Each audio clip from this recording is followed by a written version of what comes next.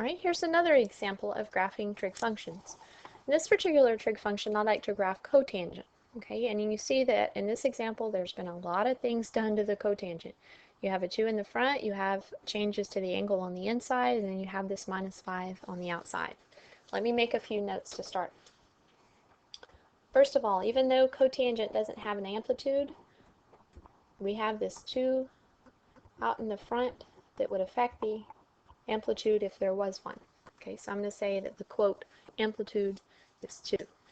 Okay, the second thing is I see that my whole graph has been shifted down 5 units.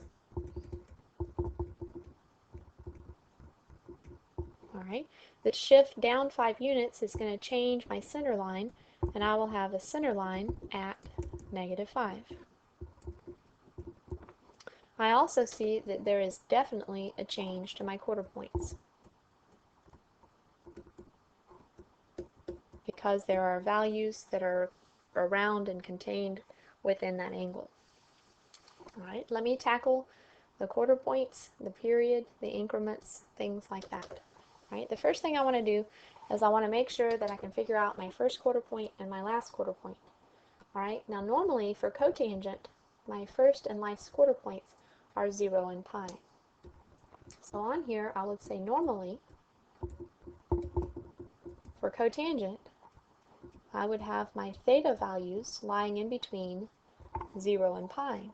But in this case, I don't have just theta. I actually have this ugly looking thing. I have theta over 3 plus pi over 4. That lies in between pi and 0. So the first thing I need to do here is I need to solve this expression for theta.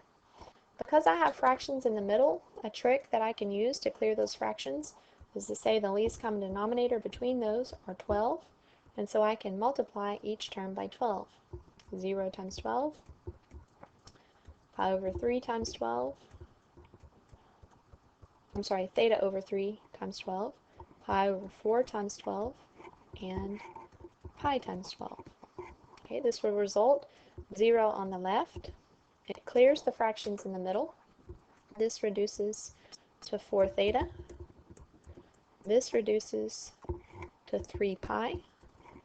And then on the right, this is just 12 pi.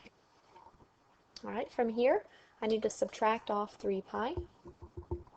Make sure that you do this to all 3 sides.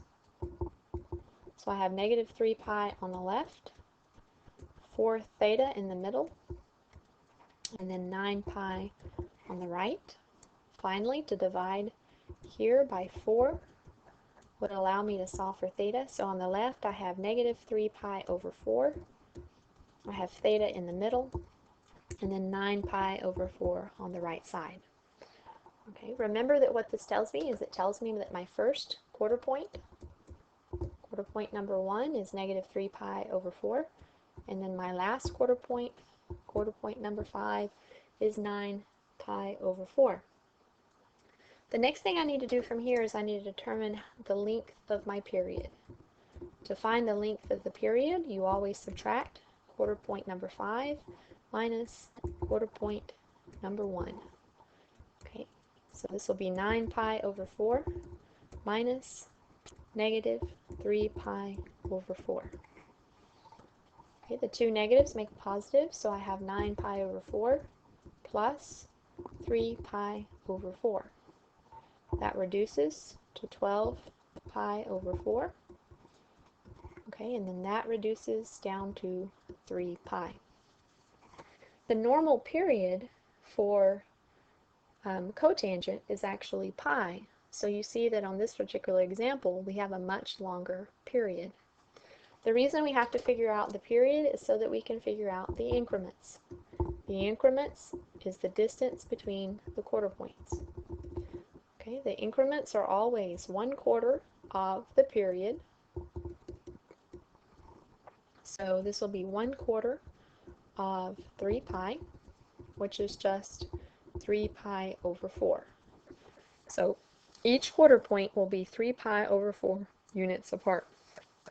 Now I need to determine the quarter points.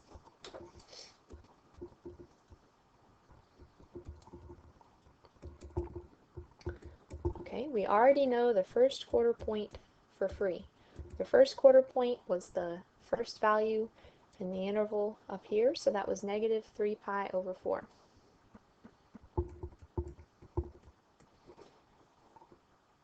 Okay, the next quarter point I would find by taking the quarter point that I have above, negative 3 pi over 4, and then I add my increment.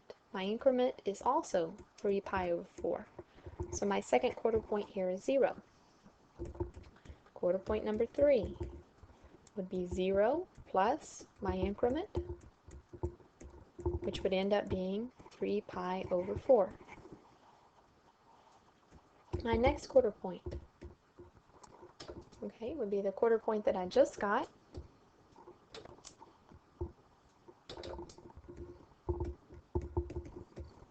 Three pi over 4 plus the increment, which is also 3 pi over 4. We're seeing a lot of pi over 4s in this problem.